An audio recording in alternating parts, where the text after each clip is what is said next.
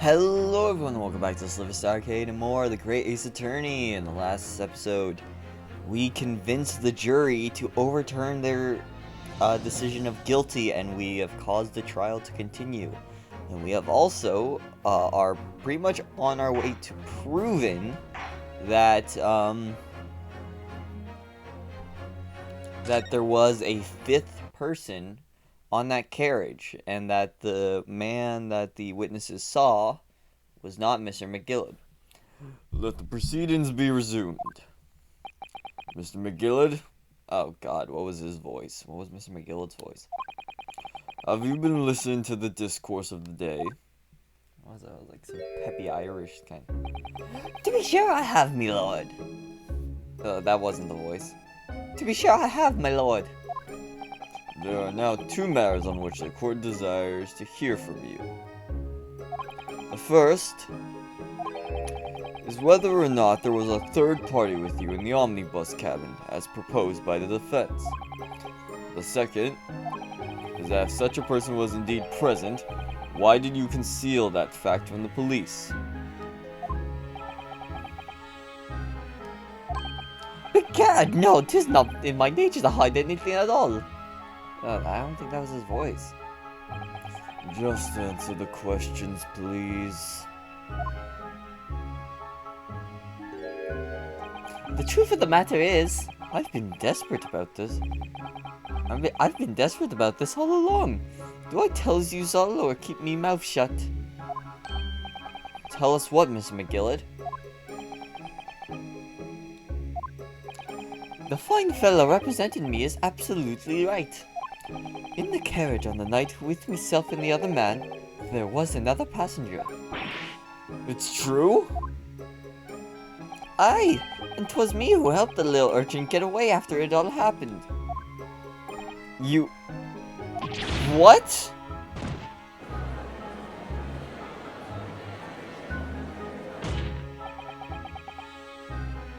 Oh no. No. Wait, no, that's not... No, Magnus McGillard. That convenient excuse can't save you now. I'm truly sorry, so I am, Lord Von Zeeks. I'm sure you'll be wanting to know why I said nothing when I was taken in by the police. I do be having a very good reason, I assure you. Which was... Well, the little child was just in the wrong place at the wrong time, and not in any way involved, you see. What? If the police had thrown the wee one... If the police had known the wee one was there, they'd have assumed she'd done it. They'd have hauled her here into this courtroom, just like myself. I was only trying to spare her that. Young hearts and young minds are easily damaged, my lord.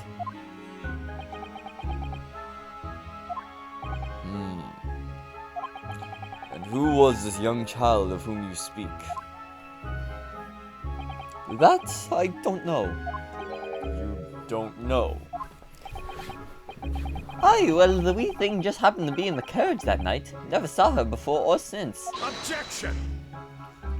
We have absolutely no reason to believe this man. The prosecution calls for the witness's statements be disregarded by the court. You know, I wouldn't be surprised if the urchin isn't here in this courtroom as we speak. Listen to the proceedings. What? Smoke! A fire! There's a fire! Look, someone's trying to get away! After him! It's no use! I can't see through all this smoke. What's going on? Be careful, Mr. Naruto. Cover your face. Bailiff, don't let the accused escape. Secure the omnibus. I hereby call an emergency recess. Bailiff, ensure the defendant is in custody and clear the courtroom.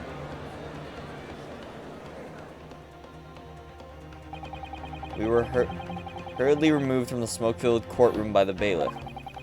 And amid scenes of chaos as people stumbled over one another in their desperation to flee the chamber, we had no idea what was happening. All we knew was that, for the time being at least, the trial was suspended. Don't you dare! Motherfucker!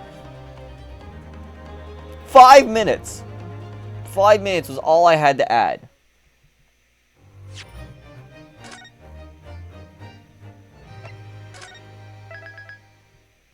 And I thought I stopped it at a real good place, too. 18 February, 12:52 p.m. The Old Bailey Defendant's Attaché Chamber. What on earth just happened in there? Mr. Naruto, I've managed to find out what happened. Mr. Soto, I was told it was an advanced form of smoke grenade, a type of exploding device that releases smoke. A smoke grenade? It sounds like the sort of thing ninja use. We're just making sure everything is safe now. I think the trial will start again before long. But who would have done something like that? The police managed to catch someone who was trying to flee the courtroom, apparently. Flee the courtroom? Why? Well, it's a young girl of around 15, I hear. A young girl? Then could it be the other passenger that Mr. McGill was just talking about? My thoughts exactly. So he wasn't lying. Oh, what's become of Mr. McGill, actually? There are so many things I need to ask him about, but he's not here. I think he was summoned to the prosecutor's attaché chamber to answer questions, along with the young girl. Who is she, I wonder? And what was she even doing here at the trial?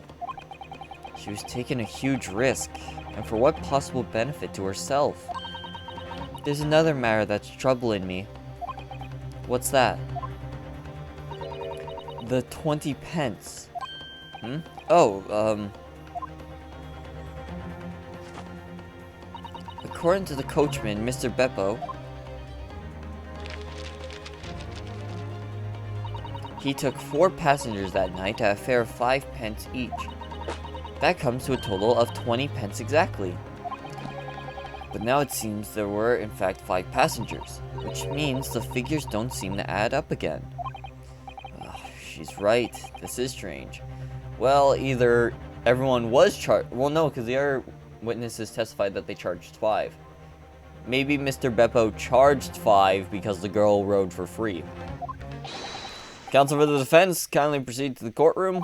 The trial will recommence in 5 minutes. Oh, thank you, officer. We'll go in straight away. Well, whoever she is, I imagine this young girl will be asked to take the stand and testify now. I really can't imagine what she's going to say, but it could alter the whole direction of the trial. We'll know soon enough, Mrs. Susato. Is it? Alright, Susato. Susato. Yes.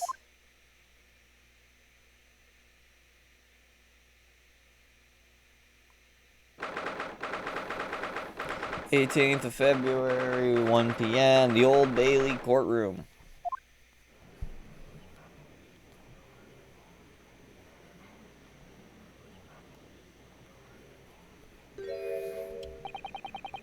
There's the young girl next to Mr. McGill. Look. She must have been the one who caused the disturbance before. Well, after that rather eventful recess, the court will now resume the trial of Mr. Magnus McGillard. Now then, Lord Von Zeeks. My lord. I believe you have established the cause of the smoke which veiled proceedings earlier. It seems to have been an advanced form of smoke grenade, of the sort typically employed by the army. Good gracious, the army? What in the devil's name? It was an elaborate attempt by a young girl to cloak her escape from the public gallery, but she was caught. And now occupies the stand. Your name, girl? Are you responsible for the smoke grenade which induced such pandemonium here in my courtroom? What is the meaning of this deplorable behavior? If I may, my lord. Yes, Mr. McGillard? I think perhaps I ought to explain here. Why is it that this wee lass was here in the first place? And why she tried to bolt like that? 'Tis all tied up with the events of that night, so it is.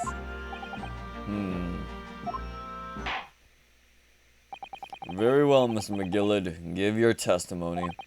You'll explain to the court exactly how this young woman is involved in the case. Just what did happen that night? It's not like a defense lawyer needs that information or anything.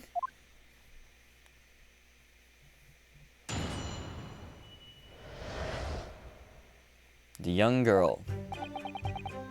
On the night in question, I took the back seat in the omnibus and promptly nodded off. Then begoff, a loud thud and a wee scream woke me up with a fair start. There was a fella collapsed on the floor at my feet, so I sat him up on his seat across from me. Then I turned to find out where that scream had come from, and bless my soul, what did I find? There was a child in there, all curled up in a ball, hiding her wee self away. Huh. I remain... Oh, whoa. Shoot, I almost knocked over my water. I remain somewhat baffled, I confess, but from what I gather on the night in question, this girl was indeed riding in the omnibus. Is that correct? 'Tis exactly as the defense counsel said. This last was the 5th passenger, my lord.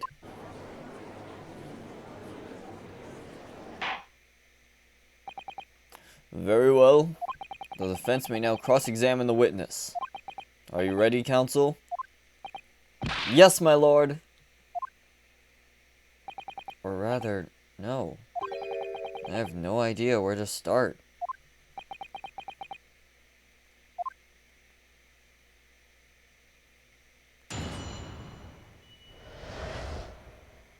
The young girl. Press. And when you first got into the omnibus, were there any other passengers already on board? There were not. The cabin was empty and there was no one on the roof deck either. You were the first passenger, as it were? I see. Aye, and that's why I took the back seat as I did. 'Tis the most comfortable, so it is. Could you explain exactly what you mean by the back seat? By all means, 'tis how you already described it earlier. I'm talking about the seat opposite to the one in which the poor gentleman who was stabbed was sitting. Like I said, 'tis the most comfortable. And where I feel the most at ease. And of course, I enjoy gazing through the skylight from time to time as well. Lord Von Zeke hasn't said anything. Then, press everything. Oh, I still only have 3 strikes. A loud thud, you say? And a scream? Aye, that's right. How can I explain it? 'Twas like the sound of someone falling to the ground. That sort of noise. So you think it was the sound of Mr. Mason falling to the floor having been stabbed? Well now, you'll remember I was asleep at the time, so I wouldn't like to say. And when the sound awoke me, I opened my eyes. There wasn't a soul to be seen in the carriage but the fella on the floor. You didn't see anyone. But at the same moment, you did hear a scream? Oh, from the seats above you on the roof deck, I presume. Not above me, no, my lord. 'Twas from inside the cabin. But I wasn't altogether thinking about the scream. No, I was too stunned by the desperate sight before me eyes.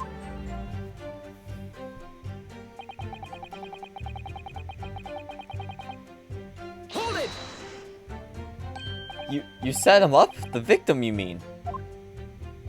That I did, on the seat across from me, as I said. I could plainly see the poor devil was already gone. And you wouldn't leave a dead man just lying on the floor now, would you? 'Tis common courtesy, so it is. I find that a little hard to believe. Ah, my Lord Von Zeeks, now why would that be? You wake to find a man lying dead at your feet in a carriage. Any normal person would hail the cabman. Any upstanding member of London society, that is. Well now, as you know, I'm in something of a special line of business. The business of lending money at exorbitant rates of interest? Unfortunately, my lord, not everyone is thankful for the help I offer them, and some would even see me dead. So I do try, where at all possible, to avoid getting myself entangled with trouble. Are you suggesting you were just trying to leave them? You were just going to leave the man there? Heavens alive, no! Heavens alive, no! I was only intending to report it, so I was. Only, I had the mind to find out the whys and wherefores first. The whys and wherefores. Right you are! There were some details I wanted to understand before anyone else got to meddling. That wee scream I heard, for example. Wouldn't your good self do just the same? Yes.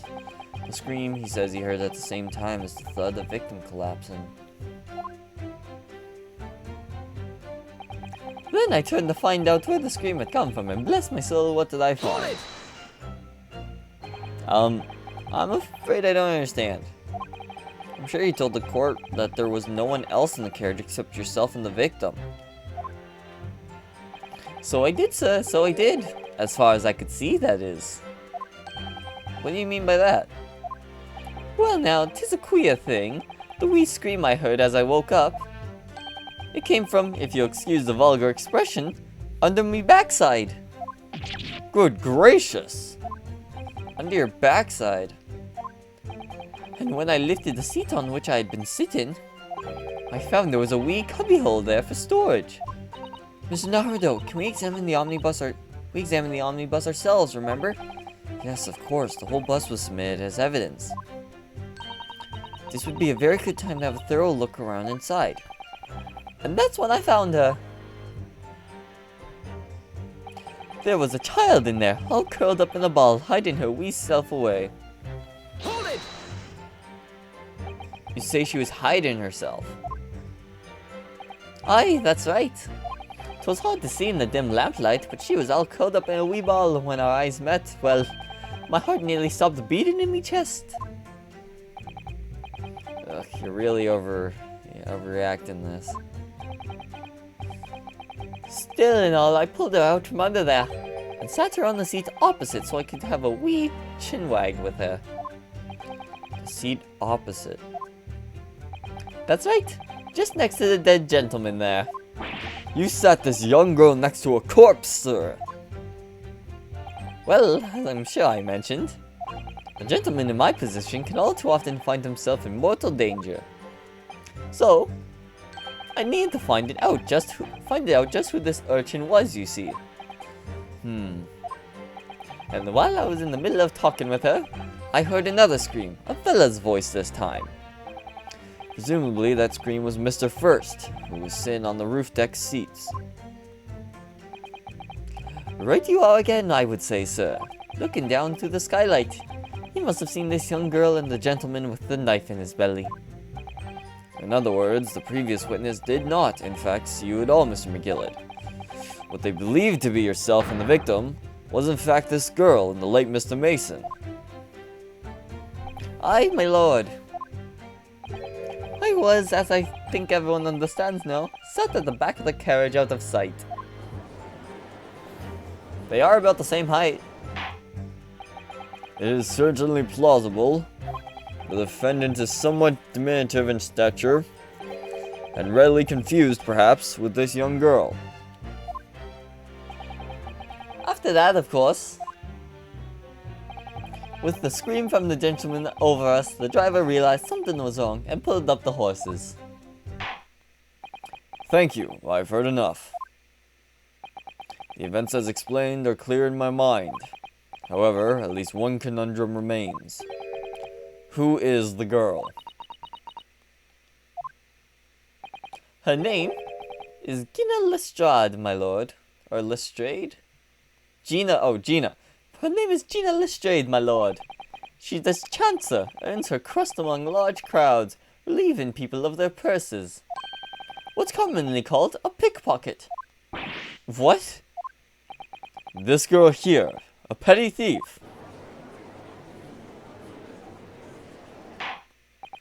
Order, order. Is this true, Miss Lestrade?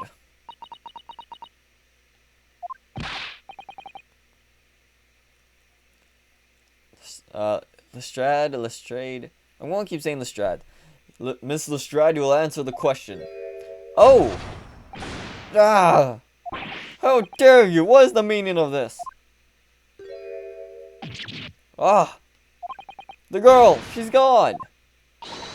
Open your eyes! I'm over here! Good gracious, how? What was the point in that little sidestep? I know what you're looking at. Grown-ups are all the same. This dirty little dipper, you'll say, slipped up and got caught on the job. She got herself backed into a corner, so she knifed the gent. Go on, that's what in your ears, ain't it? No, not at all. This is a court of law. We're here to determine the truth, not guess.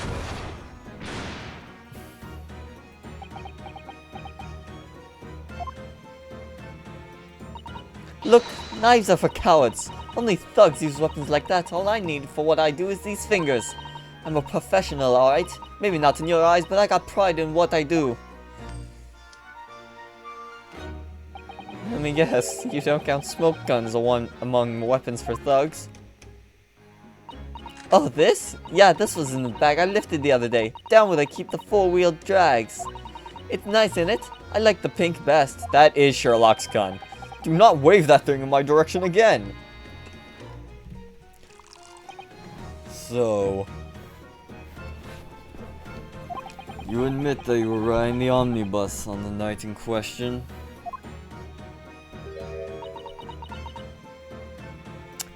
Do we have her thing yet? 17. I thought they said she was 15. A young woman who witnessed the incident from her hiding place aboard the omnibus, and however she was discovered by the defendant.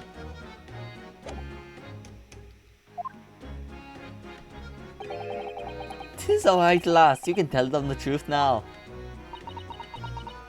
I so apologize for these voices. Alright, yeah. It's just like the Irishman said. Wait, he is Irish? Fuck yeah! I've been getting that voice right. The court accepts this girl, Miss Gina Lestrade, as a valid and significant witness in this case. Accordingly, young lady, we'll now hear your testimony, if you please. You will tell the court exactly what happened in the omnibus on the night in question. Alright, if I have to.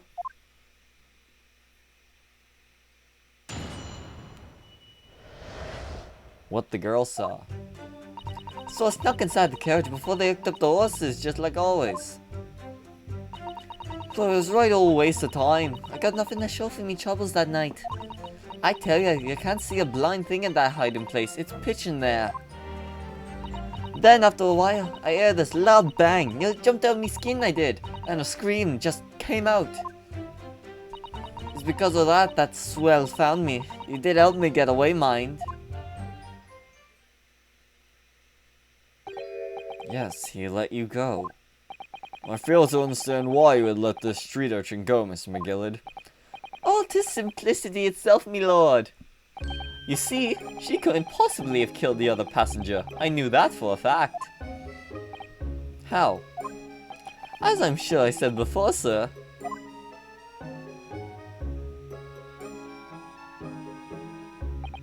I was sitting on top of the place where she was hiding herself. I think a demonstration is called for. This is where I was sat that night. And the cubbyhole of which you have spoken is underneath this seat, I presume?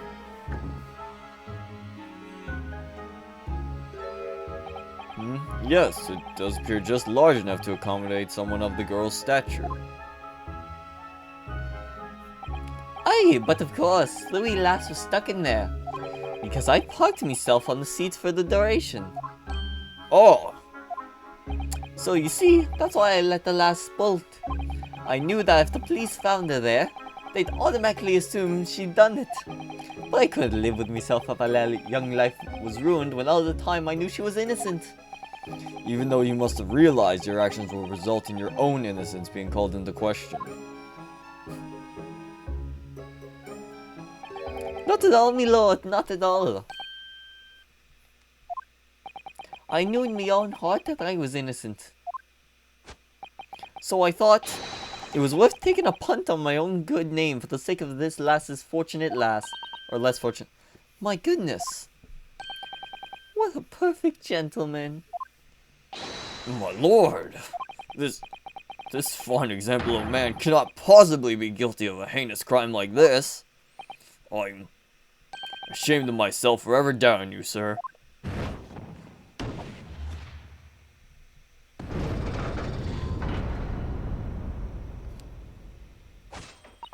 With calm, calculated reasoning, one arrives clearly at the truth every time.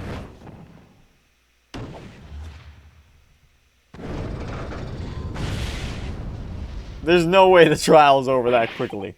Saints alive! All 6 members of the jury, consensual in their lean into a verdict of not guilty? Mr. Naruto, this... well, it must mean... It must mean what? That we're victorious! We've won? Are you sure? Objection! What the f... Calm down there! If the sight of my iron healed Wellington offends, pray do forgive the discourtesy. Why? This really is a consummate example of the one monumental flaw in British judicial practices. Where evidence and reason should be paramount, emotion rules the day. Emotion? The witness's latest statement gives us clear insight into his true nature. What do you mean, his true nature? Do you really think Scotland Yard would have made such a glaring omission? After the incident, the omnibus was comprehensively searched by officers of the police. Obviously, the interior of this cubbyhole, as the witness put it, was included in their investigation. The compartment underneath the posterior seat was full of the coachman's belongings. It's noted in black and white here in the police report. Good lord! The evidence has been tampered with. Yeah, I was wondering that, like, because we searched him, we saw the coach items. I was wondering why they were gone. In order to corroborate Mr. McGillicud's story, someone has unlawfully removed everything from under the seat during the smoke bomb. Order, order! How could such a devious contrivance possibly have been effected, counsel? Naturally, we must acknowledge the deficiencies of the constabulary in allowing this to have happened. However, I assure you, when the omnibus was wheeled into the courtroom this morning, the compartment under the seat was not empty. Well, my Nipponese friend? Me? When the carriage was submitted as evidence, doubtless you examined it in fine detail, as would any self-respecting practitioner of the law. Pray, what did you find the condition of the underseat compartment to be? Oh, to be sure, the young gentleman will be able to clear this up in a jiffy. Sorry. Go ahead. You tell the court now, fella. Oh, this is all an elaborate excuse by the desperate Lord Van Zeets. Fellow counsel, do you have something to say on this matter?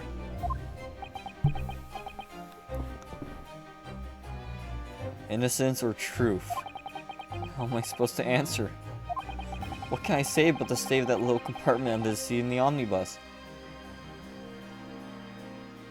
I didn't look.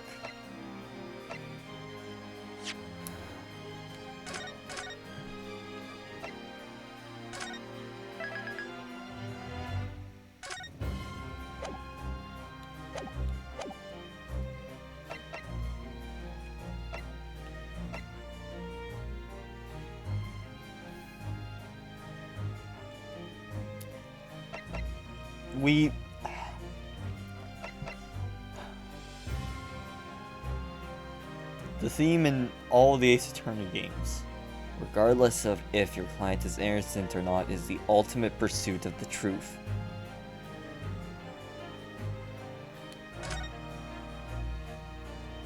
I really don't know if giving this answer is helping my cause as counsel for the defense, but as far as I remember at least,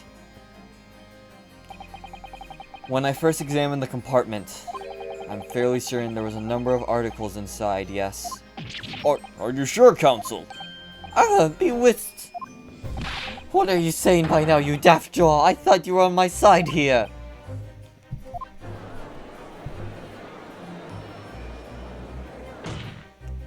What game are you playing? Your task is to defend the man in the stand.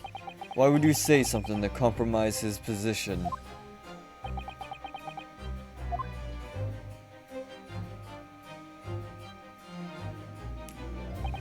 As the advocate for the defense in this trial, I confess I'm still not entirely sure where I stand, but it seems to me that I should state what facts I do know as clearly and honestly as possible. Interesting. 'Tis not altogether pleasing, fella. I'm simply telling the truth, Mr. McGillard. Well, don't forget that you're supposed to be representing me best interest here, lad. Now then. As fella's memory is a curious thing and not altogether reliable, no, the court must consider the facts. That their cubbyhole underneath the seat is as empty as the devil's heart, so it is. Do you think perhaps it would be in your best interest now to admit that you might have been mistaken? Why do I feel like something's not right here? I should like the jury to weigh in on this matter, I think. That compartment is designed to house equipment used to maintain the smooth running of the carriage.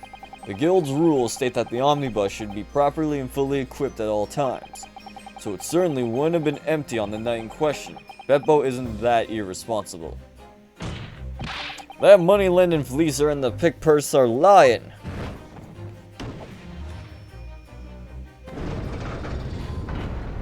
It's a tricky game of back and forth. I can't believe I was nearly taken in. The stinking rich are always stinkers. Nothing but cowards, a lot of them. What? Oh no. It's a trick, of course. It's a trick.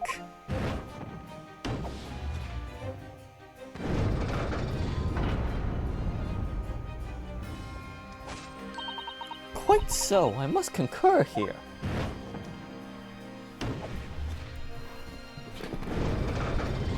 Did I mess up?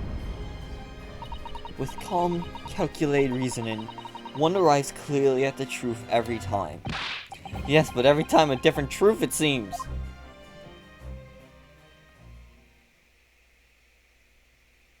My lord, I humbly exhibit the scales of justice.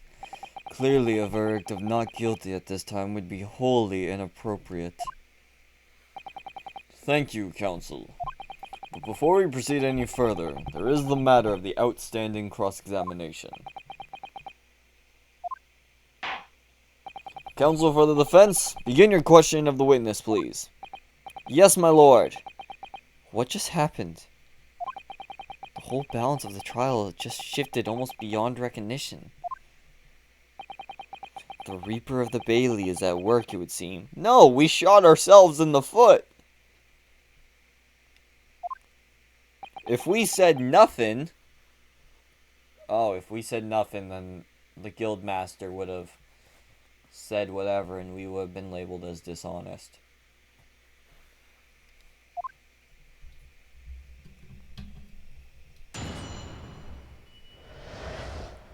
What the girl saw. Press. Hold it! So you were already in the omnibus before it even set off on its run?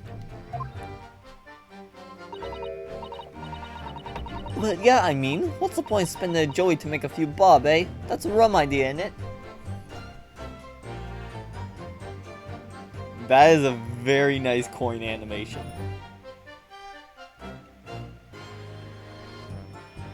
Why is everyone in this game designed so well? Like the ballerina, this girl. Mr. McGillett is like the best fucking...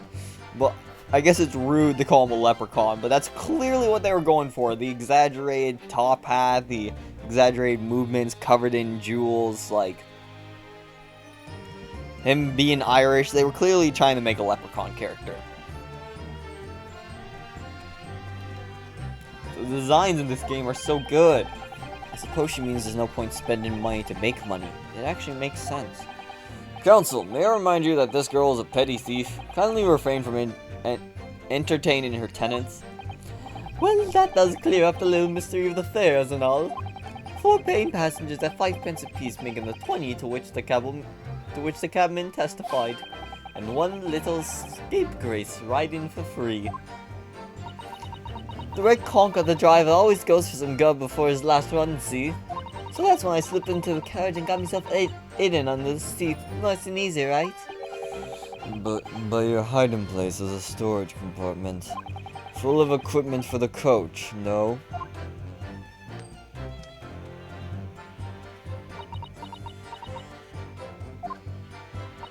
Yeah, there's brushes and buckets and whatnot in there, sure. And I always chuck all that stuff out and cram it in a corner somewhere. That is correct. There was a corner cleared off. Like, it wasn't full. Like, she could have fit in there. No one ever seems to bother much. And yet, according to a report filed by the police officer who first arrived at the scene, the compartment was full of such paraphernalia. Well, I don't know nothing about that. Like I said, I moved all that stuff out so I could hide under the seats. That's all I can tell you. It seems we reached the end of that line of inquiry.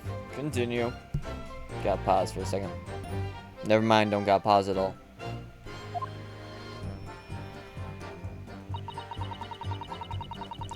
But it was alright, only waste of time. Oh wait, press. Hold it!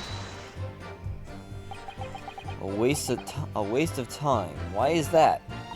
Well, most nights I'm on me own in the God permit at least some of the time. So at church? I beg your pardon, did you say God permit? Oh yeah, well that's what we kinda call it. You'd say the omnibus, I suppose.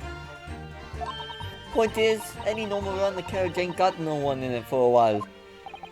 And that's when you come out of your hiding place and get away. That's it, only that night. This cove was sat on me from the start. And he didn't budge the whole way, did he? Not 1 inch, I was totally stuck. No, trailing off into, I don't even know what voice.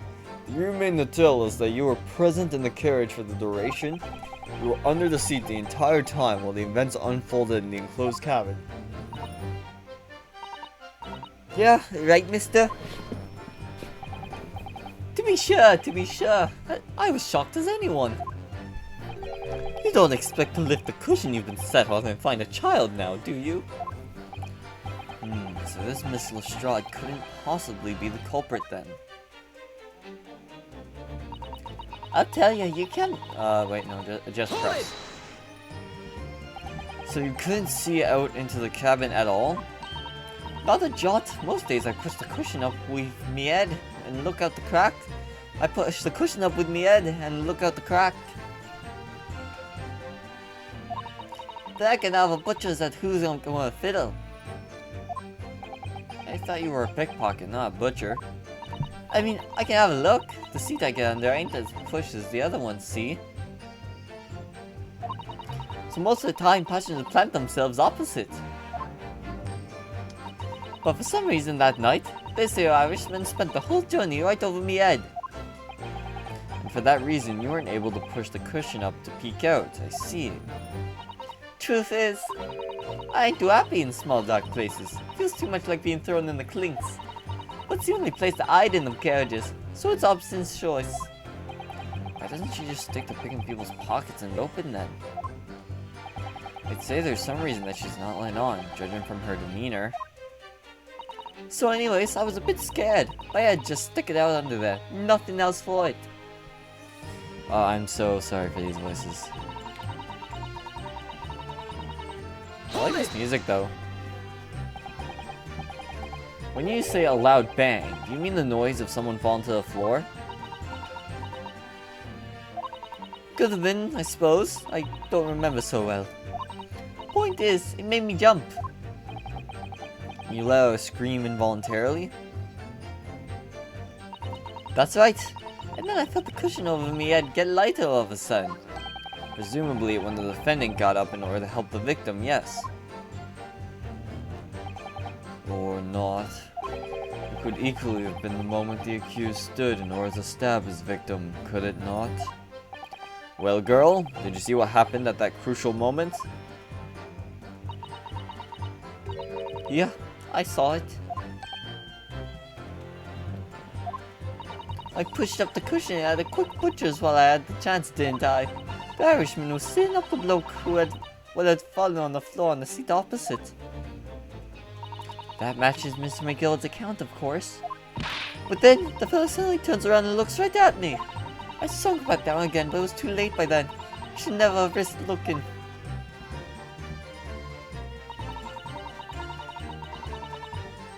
Hold it! And when Mr. McGillard discovered you, he pulled you out from your hiding place? I was scared stiff, I was. He dragged me out and sat me down on the seat and all. Next to the victim, Mr. Mason. Yeah, the bloke had a knife in his guts. He was still bleeding. Then the carriage lurched a bit, and he ended up falling onto me. Ugh, how awful. Both my hands got covered in blood.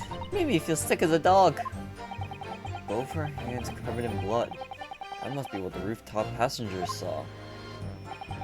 After that, I believe you talked to Mr. McGillard for a while, is that correct? He asked me some stuff. Wanted to know me name and what I was up to and that. Then I heard something far above. Someone screamed. Yes, Mr. First on the roof deck, one would presume. Well, I didn't want no one to see me face, so I didn't look up. Then a horse was drawn up smartness, and this Irishman says to me, "Get back onto your seat and I'll see that you can get away later."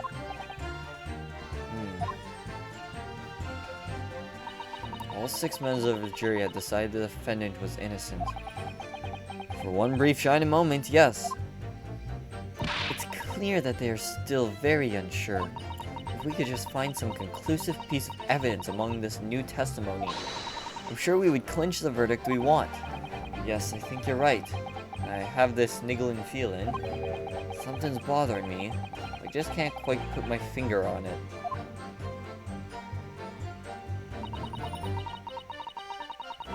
Alright, let's take a look at evidence.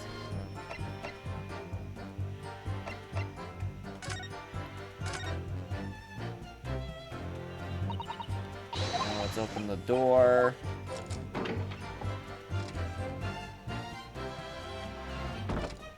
That was not there before. That's blood, isn't it? Is something wrong? Oh, it's just, well, this blood stain is so obvious, that's all. Yet Von Zieks made no mention of it. I suppose that does seem a little strange. It's fresh. Why do I have such a bad feeling about this?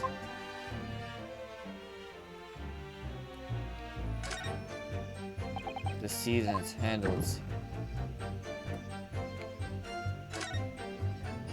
This is a storage compartment, but there's nothing in here. It's totally empty. Something doesn't seem right here. I can't put my finger on what it is.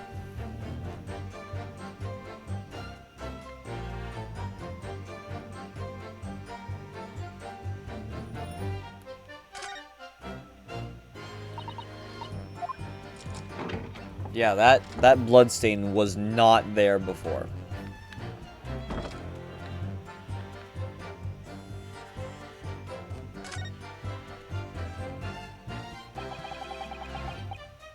That's for sure. Yes, there's a lamp.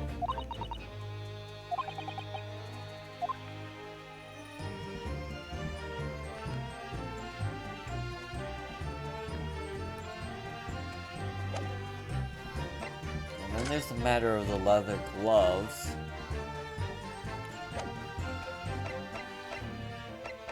We do not have a lot of evidence for such a long trial. He was stabbed once.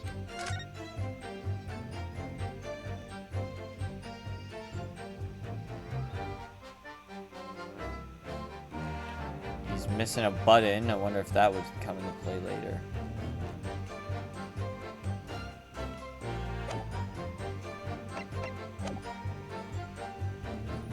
Stuck up in the carriage. Goes up. It's pitching there.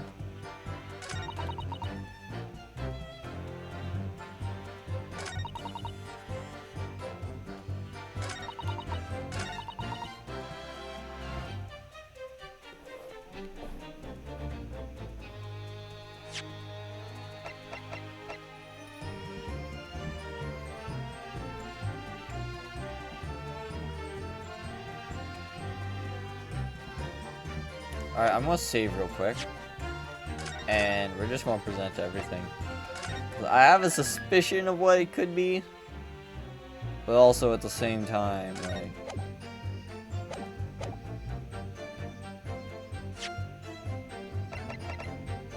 Objection! Nope. Ready to see this screen a bunch?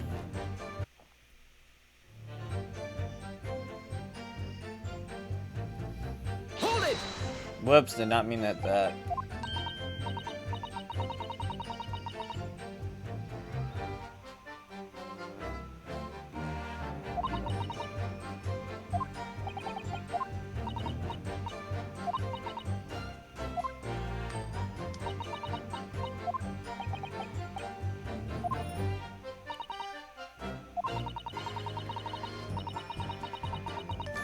Well, no. That's new. And I found this by complete accident. Excuse me. Is something wrong, Mr. McGillard? Oh, I do apologize. Was there something the matter, Counsel? I'm just wondering if Miss Lestrade's last comment made something occur to you, perhaps. You seem to be thinking something to yourself. Oh, no, 'twas nothing important. I was feeling bad for the poor lass is all. I remember feeling desperate myself as a young lad, shut up in the dark. 'Twas terrifying, so it was. I see, yes, I'm sure we can all sympathize. I'm still scared of the dark now. Aye, and I don't know about yourself, but I find that the darkness seems to make everything you hear seem that much louder as well.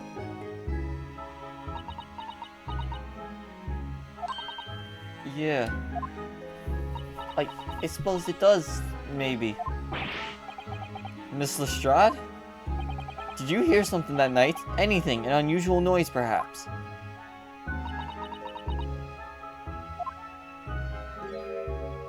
Nah, not really. All I could hear was the Irishman snoring. But Jeebus, there's no need to tell the whole world of me foibles, you little scamp. What a pity. If only Miss Lestrade had heard something, it might have given us a vital new clue. Yes. What should we make of that last statement of hers? It's profoundly important.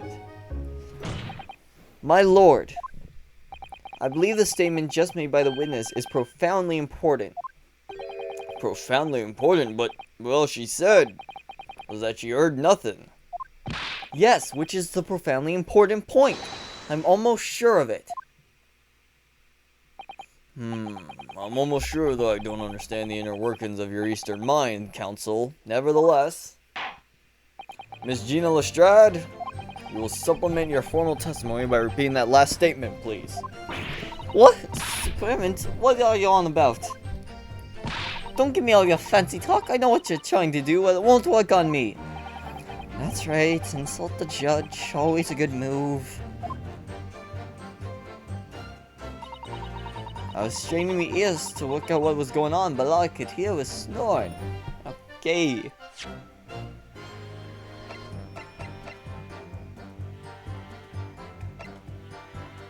Let's try pressing this. Hold it! So you were straining to hear what was happening the entire time since the moment you hid yourself. Well, not exactly, no. Sorry. But there wasn't no one in the cabin to start with. I could just push up the cushion and have the butchers to see what was what. But then when I was that swell getting on, I got my head down, so he did notice me. Mr. McGill sat on the seat under which you were hiding, correct? Yeah! Wouldn't have an Eve in it. What a mug! Would you Adam and Eve it? Eh? What a mug. What is that supposed to mean? Would you Adam and Eve it? Like, that feels like a euphemism, like, would you...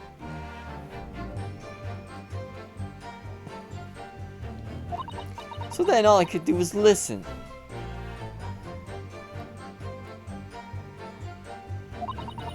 I was waiting to jump out of there as soon as I heard them leave. See? But it ain't not likely. Even though we stopped there and there, I never heard the door open. So I just had to stay put and listen to him driving his pigs to the market, snoring like an old dog he was.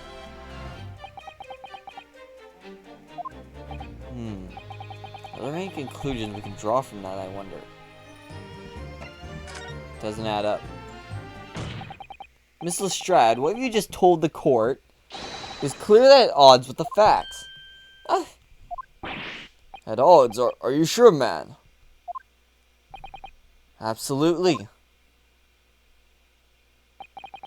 It seems my learned Nipponese friend is not as dull-witted as I feared. Oh, 1 second, guys. Alright, we're back. House got a little loud. What were we talking about? See, that dearly is. So Van Zeeks realized it too. Make sure I'm recording. Counsel, I must insist that you bolster your claim with evidence, or some complicit party's name at the very least. Yes, my lord. I expect you to demonstrate this alleged contradiction to the court. According to Mrs. Shaw, while she was hiding in the omnibus that night, she heard nothing but the sound of Mr. McGill snoring. But think around, Susuke, think. There's something else she should have heard. Show a person. Very well, my lord. Allow me to elaborate. On a particular sound that Miss Lestrade could not have failed to hear on the night in question. This sound very clearly explained by a piece of evidence, by the presence of this following person. It would have to be him. Take that! Thrice fried Mason? Yes, my lord. The sound that Mr. Shaw could not have failed to hear. Whoa! Is that of the victim, Mr. Mason, board in the omnibus?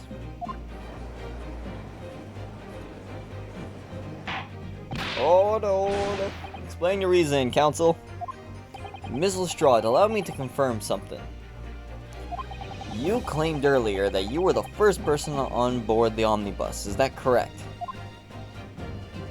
Yeah, of course I was. I got on while the driver was in the pub, didn't I?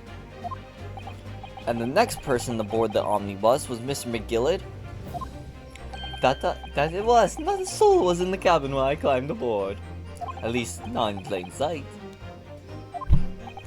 So you were, to all intents and purposes, alone in the enclosed cabin of the omnibus at that time. Did I not just say as much? I wasn't traveling with anyone else, if that's what you mean. Yeah, I saw him get in it, remember? Through a crack under the seat cushion. He was on his own, for sure. And from what I've heard, the carriage made a number of stops after that on its onward journey. During which time you did not hear the door opening or closing at all. Nah, never heard it. That's exactly what I was listening for, wasn't it? Waiting for this swell to leave. In which case, when and how did the victim end up in the carriage?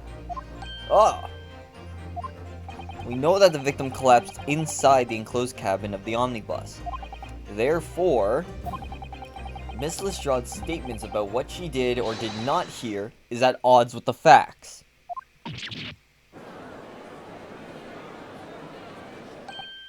Yes, this petty thief's statement was clearly flawed. Lord Van Zeeks? Yes. He knew all too well that there was an inconsistency in Miss Lestrade's statement. Oh no! It would seem words of thanks are in order for my learned friend. What are you talking about? Oh no. You have demonstrated matters impeccably. This witness and her colorful statements are entirely unreliable. Her words are convenient untruths, nothing more.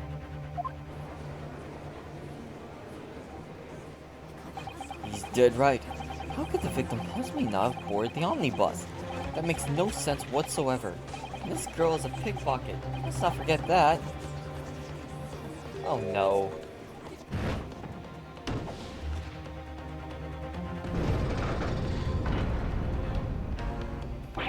She didn't even say anything. I didn't want to judge the dear little mite just because she has some rather naughty ways. But I must say, I can't abide liars. And neither can I. Mr. Foreman.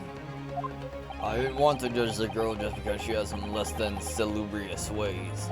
But I must say, I cannot abide liars.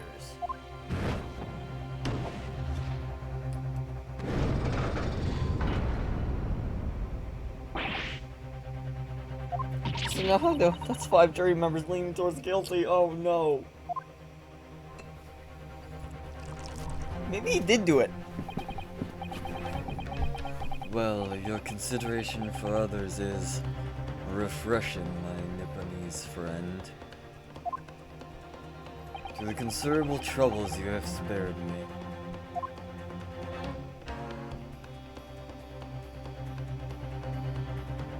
Yes, very refreshing.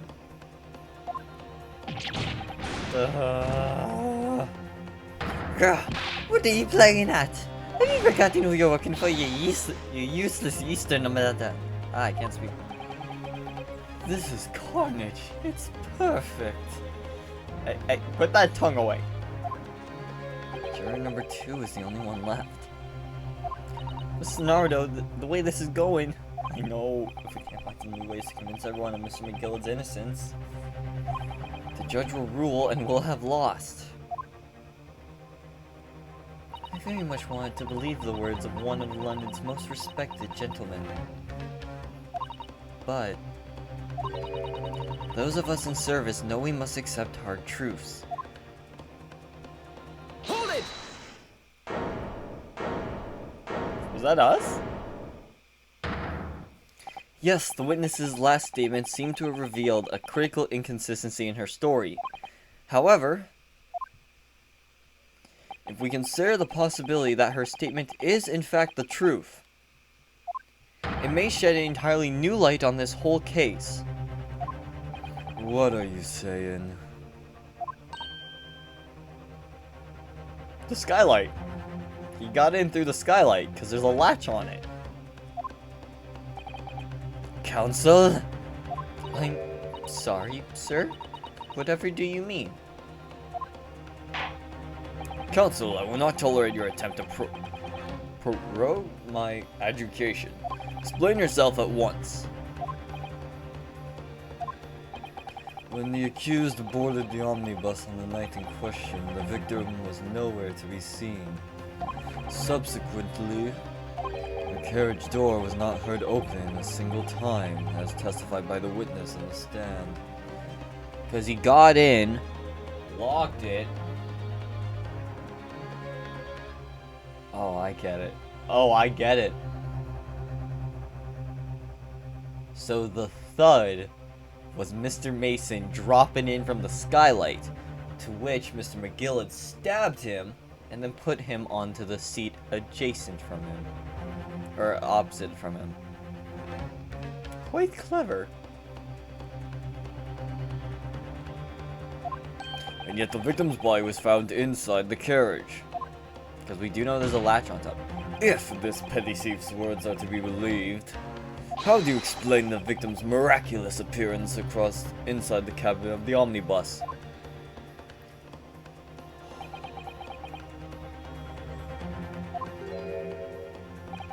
There's only one way to explain how... there was another entrance.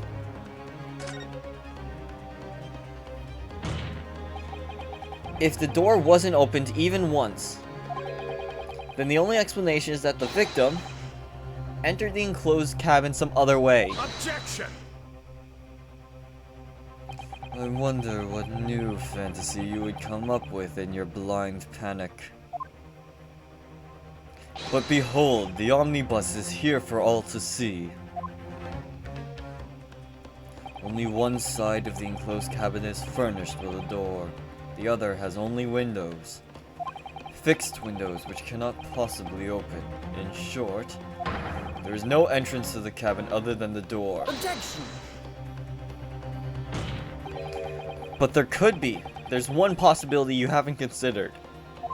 Oh, really? Yes, one other way inside that isn't the door. Another opening, the use of which allowed the victim to appear inside the enclosed cabin. Oh, everyone's freaking out. Alright, counsel. The defense will identify the location for the court. Here's the omnibus on which the incident occurred. Where on earth is this entrance by which you propose the victim entered the cabin? Why, right here. The skylight. The answer is obvious. It could only have been the skylight. I say, the skylight! Objection! Your ludicrous proposal almost has me lost for words. However, Objection! the skylight may well be large enough for someone to pass through. Objection! So you claim.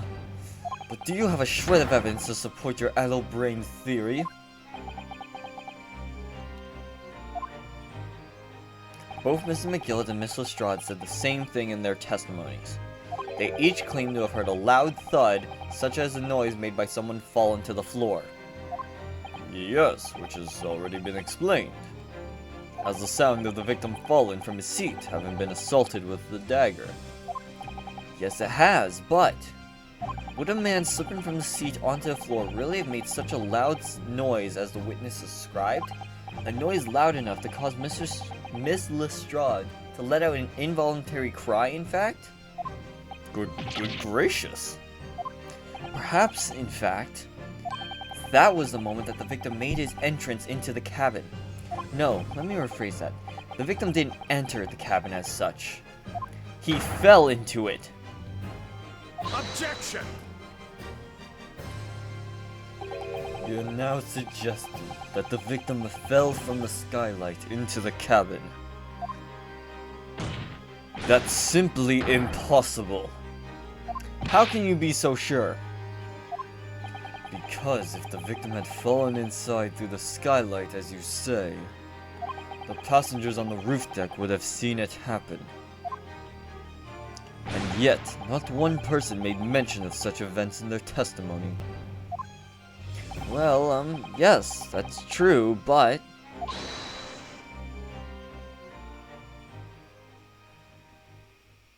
Might a humble fella make a wee comment here? Mr. McGillis? Don't screw us over, man.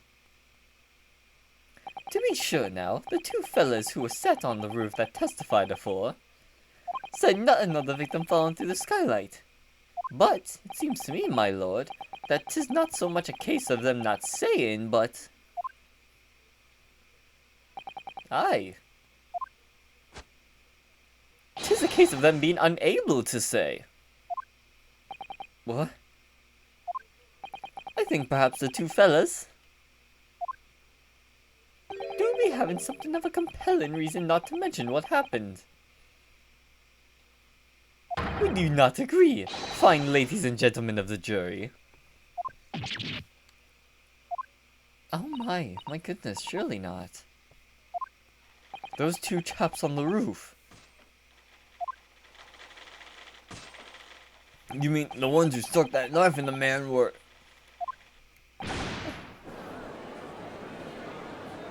Oh, now that's a compelling argument. And here they are. Just what exactly are you insinuating here, you blitherer? You rudder, he said you rudder. What are you insinuating? What is this pose? This is a flaming outrage. I've got a good mind to give you a blinker in a minute. He'll give you a shinner in a minute, he said, and so will I. Mr. Fairplay, you're effectively accusing me, a city gentleman and well-respected banker. And me, a very angry hatter. Suggesting that someone like me could have stabbed that man in the guts. It's a disgrace. It's scandalous. I protest in the strongest possible terms. That's right, I protest too about you rotten scoundrel.